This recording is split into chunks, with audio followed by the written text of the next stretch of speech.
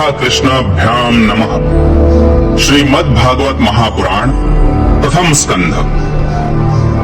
यो लीला लास्य संलग्नो गतो लोलो विलोलताम तम लीलावपुषम बालम वंदे लीलार्थ सिद्धये। श्रीमद्भागवत महापुराण प्रथम स्कंध पहला अध्याय। श्री सूत जी से सौनकादि ऋषियों का प्रश्न। मंगलाचरण। जिससे इस जगत की सृष्टि, स्थिति और प्रलय होते हैं, क्योंकि वह सभी सद्रूप पदार्थों में अनुगत है और असत पदार्थों से पृथक है, जड़ नहीं चेतन है, परतंत्र नहीं स्वयं प्रकाश है, जो ब्रह्मा अथवा हिरण्यगर्भ नहीं, प्रत्युत उन्हें अपने संकल्प से ही जिसने उस वेद ज्ञान का दान किया है, जिसके संबंध में बड़े बड़े विद्वान भी मोहित हो जाते हैं, जैसे तेजोमय सूर्य रश्मियों में जल का, जल में स्थल का और स्थल में जल का भ्रम होता है, वैसे ही जिसमें यह त्रिगुणमयी जागृत स्वप्न सुषुप्ति रूपा सृष्टि मिथ्या होने पर भी अधिष्ठान सत्ता से सत्यवत प्रतीत हो रही है, उस अपनी स्वयं प्रकाश ज्योति से सर्वदा और सर्वथा माया और माया कार्य से पूर्णतः मुक्त रहने वाले परम सत्य रूप परमात्मा का हम ध्यान करते हैं। महामुनि व्यास देव के द्वारा निर्मित इस श्रीमद्भागवत महापुराण में मोक्ष पर्यंत फल की कामना से रहित परम धर्म का निरूपण हुआ है। इसमें शुद्धांतःकरण सत्पुरुषों के जानने योग्य उस वास्तविक वस्तु परमात्मा का निरूपण हुआ है, जो तीनों तापों का जड़ से नाश करने वाली और परम कल्याण देने वाली है। अब और किसी साधन या शास्त्र से क्या प्रयोजन। जिस समय भी सुकृति पुरुष इसके श्रवण की इच्छा करते हैं, ईश्वर उसी समय अविलंब उनके हृदय में आकर बंदी बन जाता है। रस के मर्मज्ञ भक्तजन, यह श्रीमद्भागवत वेद रूप कल्प वृक्ष का पका हुआ फल है।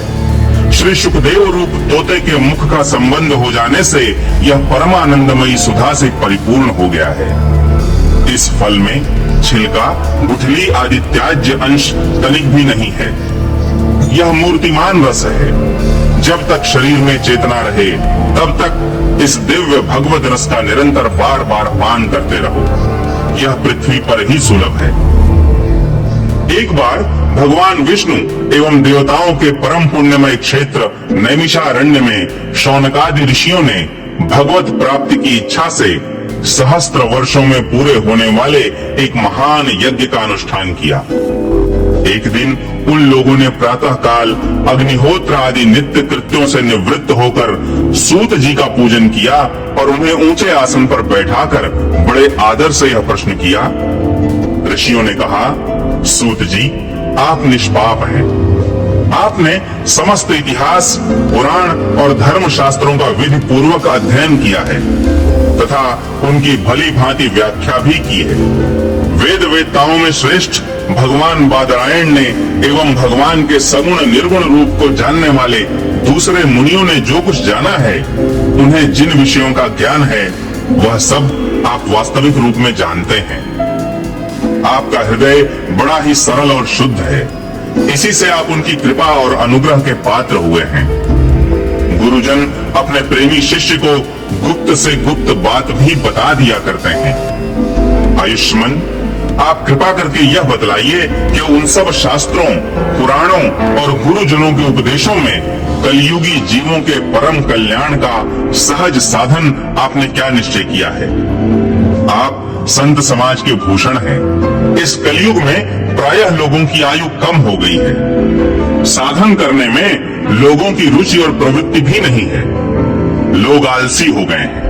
उनका भाग्य तो मंद है ही, समझ भी थोड़ी है। इसके साथ ही वे नाना प्रकार की विघ्न बाधाओं से घिरे हुए भी रहते हैं। शास्त्र भी बहुत से हैं, परंतु उनमें एक निश्चित साधन का नहीं, अनेक प्रकार के कर्मों का वर्णन है। साथ ही वे इतने बड़े हैं कि उनका एक अंश सुनना भी कठिन है। आप परोपकारी हैं। अपनी बुद्धि से उनका सार निकालकर प्राणियों के परम कल्याण के लिए हम श्रद्धालुओं को सुनाइए, जिससे हमारे अंतःकरण की शुद्धि प्राप्त हो। प्यारे सूत जी, आपका कल्याण हो। आप तो जानते ही हैं कि यदुवंशियों के रक्षक भक्त वत्सल भगवान श्री कृष्ण वसुदेव की धर्म पत्नी देवकी के गर्भ से क्या करने की इच्छा से अवतीर्ण हुए थे। हम उसे सुनना चाहते हैं। आप कृपा करके हमारे लिए उसका वर्णन कीजिए, क्योंकि भगवान का अवतार जीवों के परम कल्याण और उनकी भगवत प्रेममयी समृद्धि के लिए ही होता है। यह जीव जन्म मृत्यु के घोर चक्र में पड़ा हुआ है। इस स्थिति में भी यदि वह कभी भगवान के मंगलमय नाम का उच्चारण कर ले तो उसी क्षण उससे मुक्त हो जाए, क्योंकि स्वयं भय भी भगवान से डरता रहता है। सूत जी, परम विरक्त और परम शांत मुनिजन भगवान के श्री चरणों की शरण में ही रहते हैं। अतएव उनके स्पर्श मात्र से संसार के जीव तुरंत पवित्र हो जाते हैं। इधर गंगा जी के जल का बहुत दिनों तक सेवन किया जाए तब कहीं पवित्रता प्राप्त होती है। ऐसे पुण्यात्मा भक्त जिनकी लीलाओं का गान करते रहते हैं, उन भगवान का कलिमलहारी पवित्र यश भला आत्मशुद्धि की इच्छा वाला ऐसा कौन मनुष्य होगा जो श्रवण न करे। वे लीला से ही अवतार धारण करते हैं। नारदादि महात्माओं ने उनके उदार कर्मों का गान किया है। हम श्रद्धालुओं के प्रति आप उनका वर्णन कीजिए। बुद्धिमान सूत जी, सर्वसमर्थ प्रभु अपनी योग माया से स्वच्छंद लीला करते हैं। आप उन श्री हरि की मंगलमयी अवतार कथाओं का वर्णन कीजिए। पुण्य कीर्ति भगवान की लीला सुनने से हमें कभी भी तृप्ति नहीं हो सकती, क्योंकि रसज्ञ श्रोताओं को पद पद पर भगवान की लीलाओं में नए नए रस का अनुभव होता है।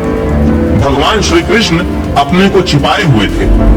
लोगों के सामने ऐसी चेष्टा करते थे मानो कोई मनुष्य हो, परंतु उन्होंने बलराम जी के साथ ऐसी लीलाएं भी की हैं, ऐसा पराक्रम भी प्रकट किया है जो मनुष्य नहीं कर सकते। कलयुग को आया जानकर इस वैष्णव क्षेत्र में हम दीर्घकालीन सत्र का संकल्प करके बैठे हैं। श्री हरि की कथा सुनने के लिए हमें अवकाश प्राप्त है।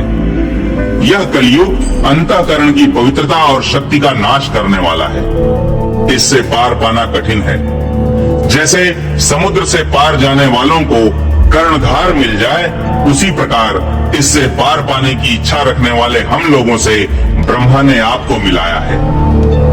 धर्म रक्षक, ब्राह्मण भक्त, योगेश्वर भगवान श्री कृष्ण के अपने धाम में पधार जाने पर धर्म ने अब किसकी शरण ली है, यह बताइए।